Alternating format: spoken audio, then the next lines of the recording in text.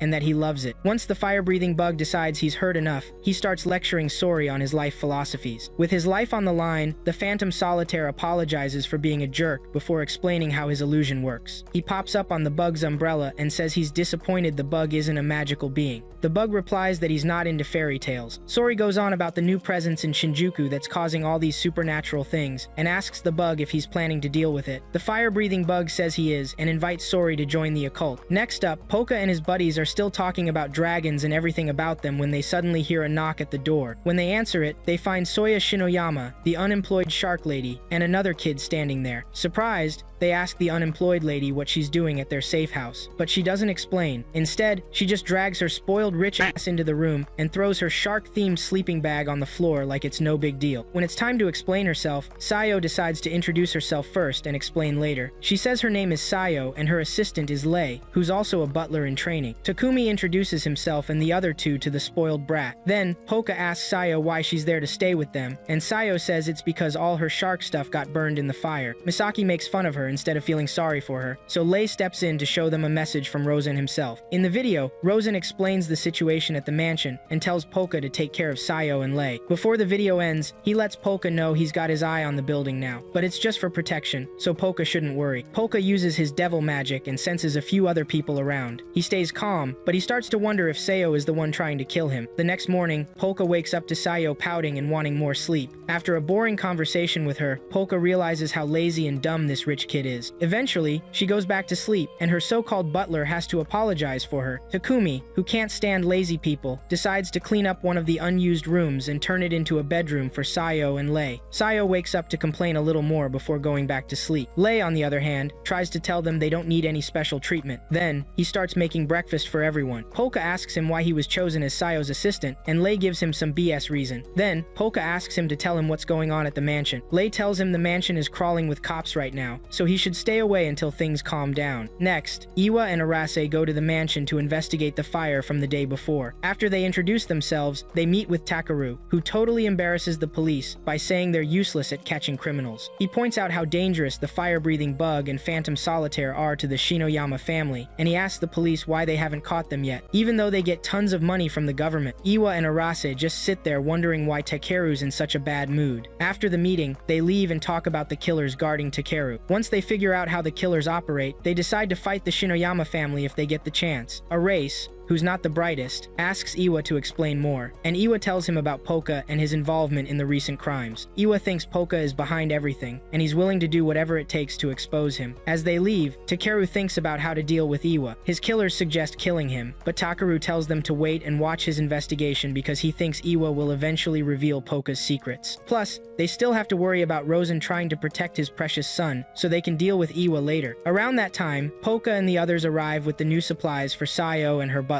Before the day's over, they make sure to set up the other room for their new visitors and see them off to bed when it gets late. Hours later, around midnight, Lei wakes up with a start and listens in on the conversation in Polka and Takumi's room. After that, he gets up and silently creeps up to Polka's door, cursing and calling him an imposter for fooling Rosen into doting on him. Since he doesn't know the truth yet, Lei thinks this fake Polka is an imposter with ulterior motives. Sadly, he was wrong but didn't know it yet. After quickly remembering his last meeting with Rosen, Lei gets ready to take down the pest, leeching off the Shinoyama family. If things go his way, then he'll be able to deal with the real Polka as well, since he's never once respected such a weakling as Rosen's second son. For some context, Lei's origin story is explained, dating back a decade.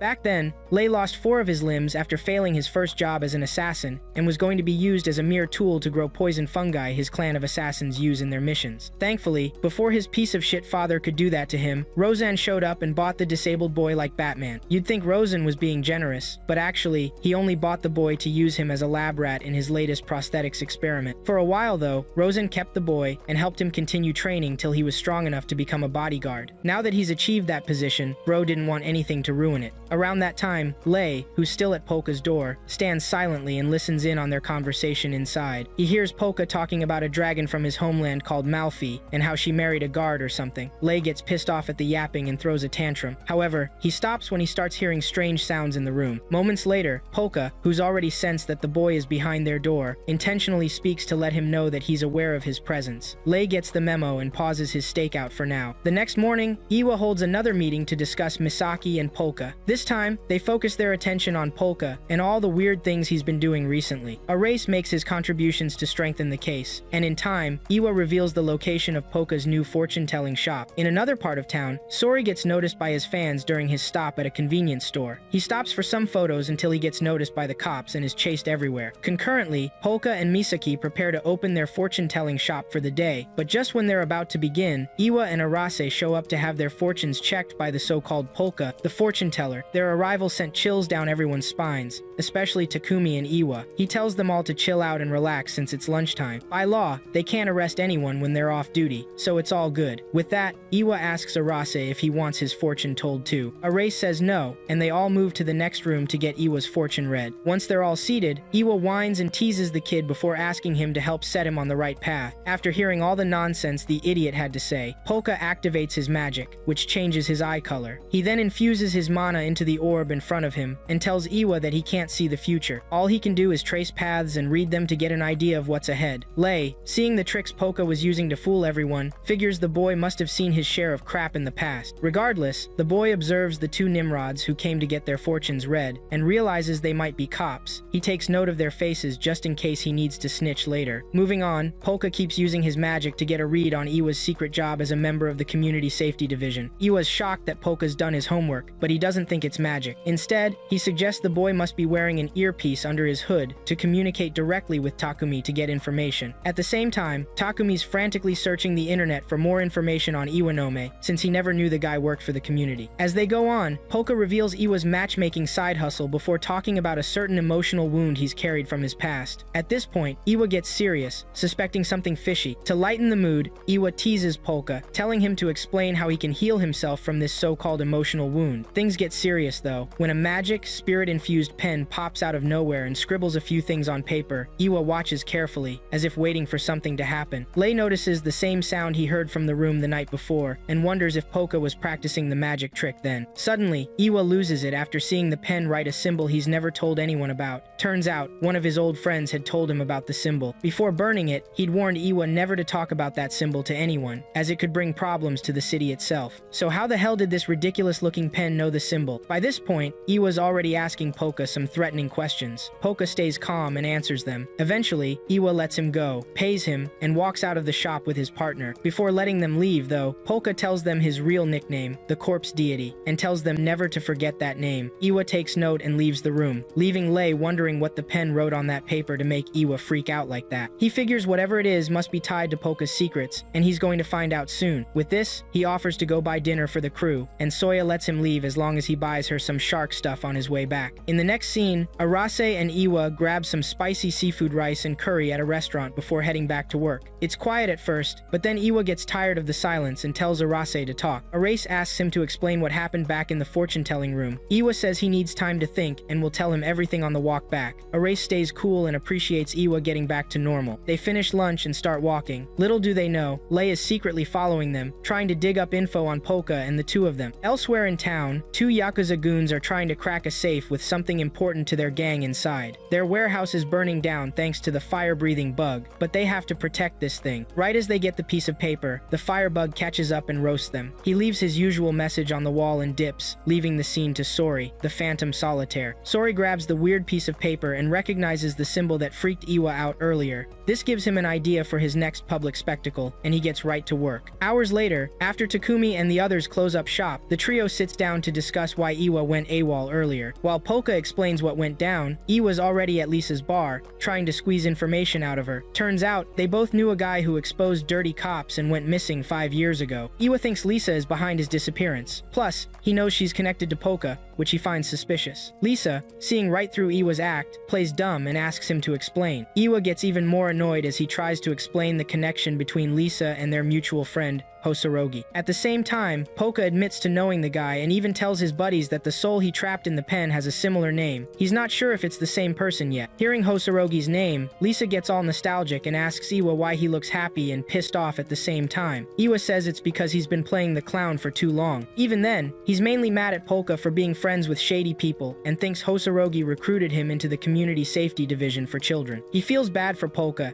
and angry at Hosorogi for dragging innocent people into the messed up parts of their lives. Hearing this, Lisa tells him that she just rents a building to Polka, and that's it. She's not involved in anything he does, but she's not going to miss an opportunity to connect with him. After hearing all that, Iwa warns Lisa to be very careful in her dealings, but then Lisa asks him why he's so sure that Hosorogi is alive. Iwa responds that he knows too much about him for him to be dead. With that, he gets up and leaves the bar after promising to root out the bastards in the police force who forced Hosorogi into hiding. Lei, after hearing the conversation, gets a new lead to investigate the relationship between Hosorogi and Lisa. Back Back at the safe house, Takumi freaks out when he finds out that Hosorogi used to investigate police corruption and stuff. Turns out the soul trapped in the pen is Hosorogi, and he used to know Iwa and Arase. When asked to provide what it drew on that piece of paper, the pen demanded 1,000,000 yen. Of course, this is outrageous because a soul can't spend money, but then the pen tells Polka why he's demanding to be paid. The case involves one of his regrets. At this point, Polka has no choice but to do what it wants. Next up, Sori visits Grocer in prison to get information on the symbol he recovered from the Yakuza safe house earlier. For the first few minutes, they chat about information exchange and get serious once Sori shows the symbol and asks about its significance. Grocer picks up the piece of paper and starts talking about the price. After a quick origin story about Grocer, Sori notes how powerful Grocer is when dealing with information that could ruin or make great nations. As of now, the only thing Grocer can't trade is people's minds, and he's getting there soon. After giving him a little gift, Sori desperately tries to make Grocer laugh. Sadly, his jokes are boring, so Grocer only offers him 3 wafer sticks as payment for wasting his time. The shameless Sori takes the payment and munches down the wafers before asking Grocer to at least give him a sample of information. Grocer talks for a few seconds before finally revealing one of the strokes on the symbol to be a sword. Hearing this, Sori asks Grocer to tell him how much he has to pay to get that kind of information. With his day fast approaching, the entire city lies and waits for what the bastard plans to do. Soya wakes up at noon and mutters some nonsense before noticing the blimps floating outside. Seconds later, everyone, including Polka, sees the blimps outside. Polka immediately recognizes the symbol on the blimps as one he's seen before. Misaki notices the worried look on his face and asks him why he's so tense. Polka tells her it's because that symbol is the exact insignia of the empire that fell in his old world. Before doing anything, Polka pauses to recall his master's lessons about the empire's insignia and its creation. After that flashback, Bro wonders how Sori got his hands on a symbol like that, since he thought this world was different from his old one. Minutes after this stunt goes live, information and conspiracy theories explode online. People are wondering what the insignia means or if it's even meant for the public to see. The only thing for sure is that some powerful people don't want this information getting out, so they move fast to take out Sori. Next, Arase and Iwa discuss their next move now that Sori and other criminals know about the symbol. They're pretty sure Sori might be connected to the people who made Hosorogi disappear 5 years ago, so this symbol popping up now must mean Sori and other criminals have him targeted. For now though, they just speculate and try to find proof. A few seconds later, the infirmary granny barges into the office to tell Iwa he's been summoned to Metropolitan Police HQ. Meanwhile, Sori's living the high life, chilling on one of his blimps, reading the newspaper, and watching videos. While he's at it, he remembers the rest of his meeting with the grocer, back when he was charged 3 trillion yen to learn more about the symbol he brought the scammer. Sori had argued about the crazy price the grocer wanted for just a stupid symbol, but once the grocer explains his reasoning, Sori understands why he charged so much. Moving on, Sori decides to figure out the symbol's meaning himself. Still, he plans to pay the grocer for his help after getting a quote for flying blimps around town. Back to the present, Sori's relaxing when suddenly, a sniper bullet from a kilometer away blows his brains out. The snipers, chilling on a skyscraper rooftop, realize they only shot a dummy. The real Sori is hiding somewhere else, and although they're bummed they failed, they keep it together. Moments after the assassination attempt on his life, the real Sori goes live again and hijacks every TV channel in the country. He points out how an organization was able to analyze police information in under an hour and send snipers to a good vantage point to shut him up, all because of a stupid symbol. If someone's willing to commit murder over a symbol, it must be more important than it looks. To figure out the real meaning, Sori puts up a bounty, promising a big reward to whoever cracks the code. After the live stream, Polka and Takumi talk about cleaning up this mess. Sayo shows up and demands to know the real story. Polka tries to brush off her suspicions, but it's too late. Sayo isn't as clueless as they thought. Over the next hour or so, Polka tells her everything he knows, including stuff about his old world, hoping she'll just think it's a fairy tale. Surprisingly, Sayo believes the story simply because she knows the real Polka so well. To stop herself from overthinking, Sayo jumps in the shower to cool off immediately, after promising to keep her mouth shut. Soon after she leaves, Polka asks Takumi for permission to remove some of Sayo's memories of him to keep their secret safe. Takumi asks how he plans to do that, and Polka explains he uses his magic to remove specific memory fragments from people. Hearing this, Takumi gets worried and asks Polka if that's what he did with the goons tangled in the human knot at the beginning. When Polka says yes, Takumi gets scared of him and brings up Misaki. Seconds later, they realize she's missing. Misaki and Sayo return to the living area to discuss their findings with Takumi and Polka. After hearing all the nonsense the two were saying, Takumi calls Sayo out and asks if she was the one who put the hit out on the real Polka in the first place. Well, Sayo gets pissed and tells him she'd never do such a thing without turning said relative into shark food. When she finds out about the real Polka's soul trapped in the plushy Sharkborg, Sayo gets depressed, worried sick over how awkward things are between the necromancer and Polka himself. Eventually, she begs Polka the necromancer to sharkify her and let the real Polka borrow her real body. When Polka refuses, they move on to discuss more pressing issues. For starters, they need to figure out their next move, as they believe a shady organization is behind the use of this symbol. Polka feels the need to punish them for defiling the insignia and using it for evil purposes. Takumi agrees and moves on to plan their next move. Before that, they talk about Sori and try to guess his intentions for making that insignia public. Takumi asks Polka to tell him whether or not someone from his old world came here in the first place. Polka says there's no way he can know,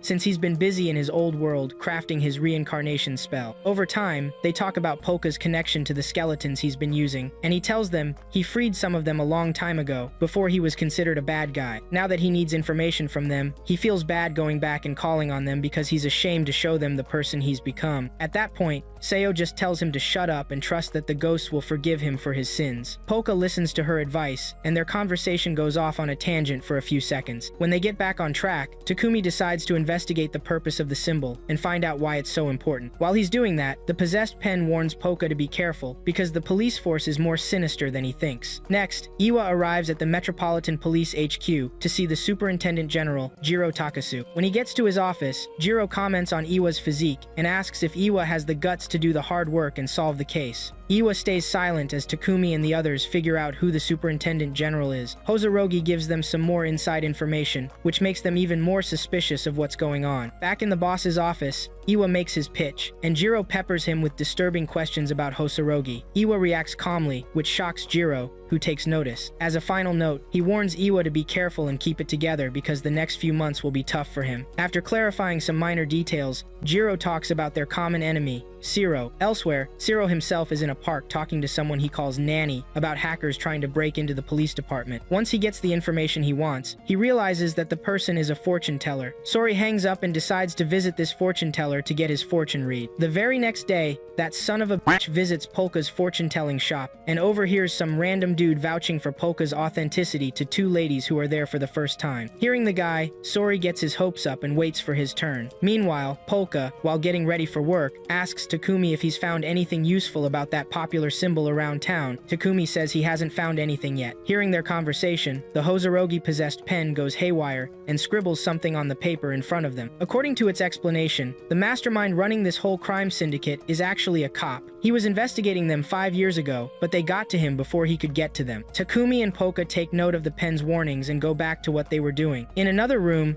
Lei is making breakfast for Sayo while eavesdropping on Polka and Takumi's conversation. He notices the paws and the scribbles on the table, like someone was using a mechanical pencil, and gets increasingly suspicious about what the crooks are up to. Hearing the name Hosorogi a second time in different places, it becomes clearer to him that this person must be crucial to his investigation. Moving on, the pen tells them about his trusted friend on the force, Iwa, to whom he passed his message before he was killed. Although the guy acts a little crazy, he assures them that Iwanome, Arase's partner, has his heart in the right place. At the Metropolitan Police Department, Iwanome holds another meeting with his colleagues to discuss Phantom Solitaire, the latest pain in the in town. As he notes down some cliché things about the idiot and his symbol, as well as their next steps, two officers are seen talking smack about him not being fit to be a leader and all that. Arace, who can hear them, keeps his mouth shut and listens to his boss. About an hour after opening his fortune-telling shop, Polka finally gets to meet the disguised Phantom Solitaire. Although he can tell right away that the old man in front of him is Sori, Polka keeps quiet and plays the old fool at his own game. After leading him on, telling him things to further fool him, Polka turns the tables on the dumb Sori, who is already bummed out that he got his hopes up. When it gets down to it, the old man asks Polka if he can provide any information on the symbol that's been going around town. Polka takes a look at the symbol and acts the fool before finally pointing out a fatal flaw in its design. He has Hosorogi's pen draw the original symbol on the paper in front of him and manages to leave Sori feeling intrigued. Finding out about this development, Sori gets so excited that he almost breaks character. The pen warns Polka not to go too far and reveal any more information, and Polka keeps his cool. Just Just as Sori is about to leave, Polka calls him back and asks him about a girl in pigtails sitting in a wheelchair. Hearing this, Sori freezes because he's never told anybody about that lady before. Polka tells Sori that the girl's soul is already losing its ability to speak, but he's sure that she's not happy with the path he's decided to take in life. Sori thanks him for the warning and leaves the room, shell-shocked. Outside, the man gets intrigued by Polka's secrets and gets even more interested in knowing the person behind the mask and what they can do. As he prepares to leave, Sori notices two weird ladies hanging around the place as they step into the rain to head back home. He notices the raincoat one of them is wearing and notes how similar it is to the fire-breathing bug. If he's right, then the bug also showed up to get his fortune read as well. Right after the meeting with his colleagues, Iwa and Arase get together to discuss the latest update on their pursuit of the Phantom Solitaire, as well as the issue with the current symbol that everyone knows and loves. Arase asks if they can trust anyone at the Force with such a secret, but Iwa warns him to be careful about who he associates with, so they don't end up going into hiding like Hosorogi did. Besides, catching Solitaire will only cause those hiding in the shadows to slip up and expose themselves. So for now, they'll do their job and use the officers at their disposal effectively. As they toast to a new beginning, one of the two jerks who were talking trash about Iwa earlier shows up to provoke him into a pissing contest. Iwa, however, sees through their plan and gives them a piece of his mind in return. Near the end of their argument, the guy almost gets physical with Iwa, which turns out to be a bad idea for him because Arase stops him in his tracks and squeezes the life out of his arm. Even after Iwa saved his butt, the idiot still doesn't shut up. Instead, he moves over to Arase and tries to make him feel guilty about a certain illegal sting operation he spearheaded in the past. Arase tells them that he's already been punished severely for his mistake, but before the guy can say another word, two other high-ranking officers, Yatsu and Danjo, show up to stop any escalating conflict. First, Danjo subtly dislocates the idiot's arm and then helps him pop it back into place. Then, with a smile on his face, he greets Iwa and Arase in his own way. Soon after, Senior Commissioner Habaki shows up to check on everyone on that floor, and Danjo throws them off the scent. After getting those idiots out of the room, the Senior Commissioner asks for an explanation. Iwa takes him to a separate, empty room and explains everything. Hearing this, the Commissioner tells him not to be bothered by those dumbasses,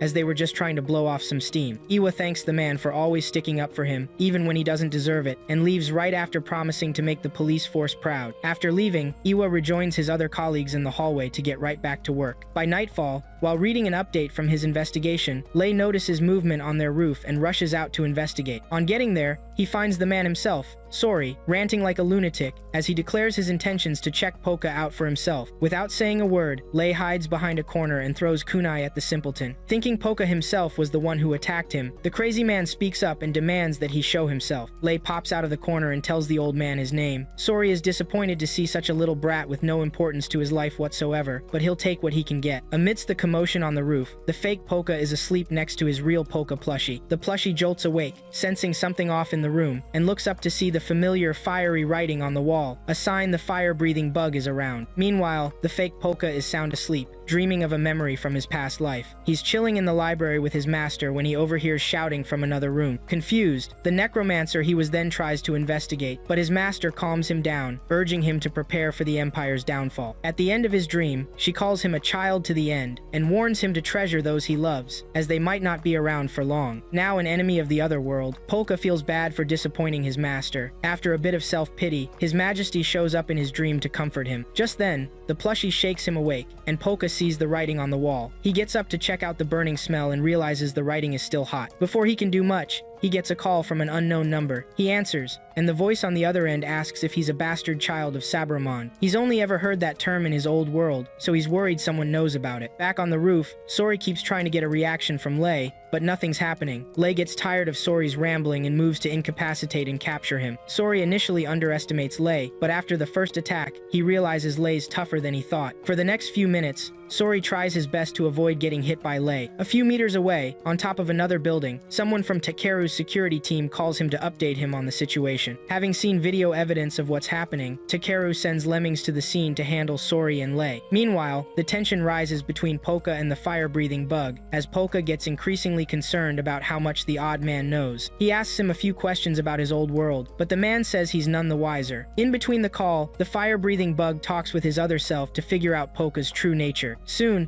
he begins to question Polka's humanity, asking him to reveal what he truly is. Polka, on the other hand, uses his magic to sense souls around the building, and soon enough, he finds Lei and Sori on the roof, fighting their asses off. After another pause, Sori tries to talk his way out of trouble with Lei. Lei, however, remains pissed at how slow but unpredictable this fool is. Moreover, what's he doing at the building at this time? Is he there for Polka, or does he have an ulterior motive? Well, Lei was about to find out. After mentioning Hosorogi's name, Lei notices the excitement in Sori and makes progress. Sori, however, commends the little boy for proving to be of use to him. He blurts something out and promises to repay Hosorogi later. This makes Lei concerned, as he demands Sori explain further. Sori soon realizes that he's been played for a fool, but he keeps his cool and lies through his teeth to keep his alternate story straight. Lei sees through all the bullshit and wonders if a buffoon like this can pose a threat to the Shinoyama family. Just as round 2 is about to begin, Lemmings shows up and immediately destroys the aura in the atmosphere. Lei notices Lemmings' arrival and gets concerned about his presence there. He keeps his cool, despite knowing that he's bad news, and asks Sori if he's in cahoots with the mysterious man. Sori keeps yapping to get himself out of trouble, but soon enough, Lemmings decides he's had enough. So, he turns towards Sori and prepares to take him in. Lei sees his chance and attacks him. While the fight occurs, Takeru's henchmen get a little worried about the little guy attacking Lemmings. Takeru, however, assures them not to worry about Lei's safety, as he's made it clear to Lemmings to leave Lei out of the equation. Currently, Lemmings is very obliged to obey his orders, so nothing's happening to Lei. Around that time, Lemmings remembers his orders and walks towards Sori to capture him. Lei feels insulted that he's ignored, so he uses every weapon at his disposal to stop Lemmings. Of course, Lemmings breaks free of Lei's attacks like they were nothing, and continues advancing towards Sori, who makes a desperate attempt to escape his grasp. As he continues yapping for minutes on end, Lei soon realizes that Sori might not be Lemmings' friend after all. After hearing enough from Sori for one night, he decides he's going to off both of them just for the sake of his sanity. As round 3 of their big battle is about to kick off, Yatsu and Danja roll up to Polka's safe house and find one of those fire-breathing bug guys just standing there, staring at the building. The duo flags her down for a chat and introduces themselves as police officers. They get right to it, asking what she's doing out on the streets at 3 a.m., and the lady keeps her cool. Meanwhile, the fire-breathing bug hangs up the phone, leaving Polka to let his imagination run wild, wondering what the heck that bug could know about him. After dredging up more bad memories from his old life, Polka the necromancer gets ticked off and decides to teach those who mess with his empire a lesson they won't forget. He takes a beat to size up the situation around his place, and once he's sure everyone's accounted for, he cuts himself and uses his blood to whip up something he calls a netherworld overflow, using a technique his master taught him. Cut to a flashback. Polka's necromancer master, also known as the former Baiadian imperial court sorcerer, Islil Swordflail, is kicking back in the land where the fallen empire used to be. One of her buddies, Romelka, shows up and bores her to tears with endless chatter about dumb stuff. Once Islil's had enough,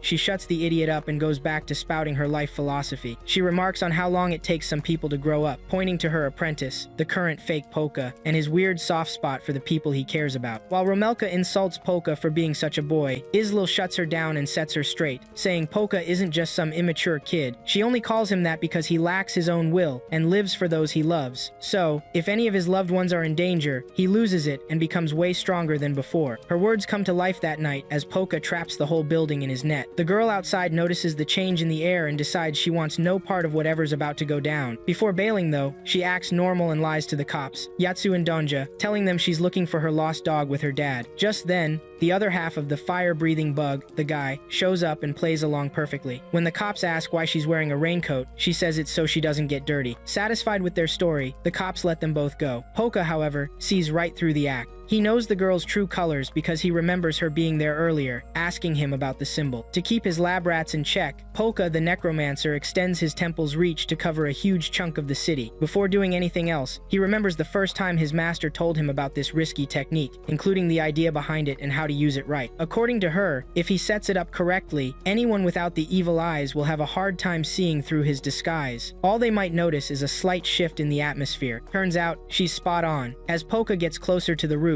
he makes his plans to avoid dealing with Lemmings head-on, and instead focuses on Lei and that son of a gun, Sori. Plushy gets worried and asks Polka how he plans to avoid suspicion. At that moment, Polka borrows the arms of the souls he's helped in the building and uses them to create an army of invisible arms. Still on the roof, Sori notices the change in the atmosphere and decides to leave before it's too late. He tries attacking Lemmings with a light attack, but Lemmings evades it. As he moves closer to capture Sori, Polka's invisible arms reach out and restrain him for a few seconds. Sori notices the strange things happening in the air around the house and takes advantage of it. Poka decides to take things a step further. He increases the reach of his invisible hands, extending them high into the sky to catch Sori, who is already flying high up. Yatsu and Donja see the criminal from the ground but are too stunned to call it in. During the strange events, one of Takeru's men sent a video to his boss for analysis. Upon seeing the video, Takeru is shocked to see such a thing happening right in his city. Poka continues maintaining his mana to keep his ability active. Sori soon realizes that the fire-breathing bug was using him for some misdirection to talk to the real Poka. For now, he chooses to forgive him since he's in a good mood. As he watches Sori float away to freedom, Poka strengthens his invisible arms and extends as many as he can outside the building to capture both Lemmings and Sori. For minutes, he chases after both of them, but isn't able to capture either in the end. After this waste of time and energy, Poka feels happy to have caught one of the fire-breathing bug's selves, the lady. In another part of town, one of the corrupt cops behind Hosorogi's death logs into the forum of corrupt cops and discusses the next steps with his peers. Having realized the occult power that might be at play from the night's events, the corrupt cops all decide to secure the power for themselves. Iwa and Arase hurry to secure the scene as quickly as possible to maintain control. Lisa is informed of the cops' arrival and prepares to keep things in order. Elsewhere, a man dressed as a servant walks into a dark room to greet a certain lady who seems to be enjoying the recent events in town. After watching the giant hands on her screen, she smiles, anticipating what's about to happen.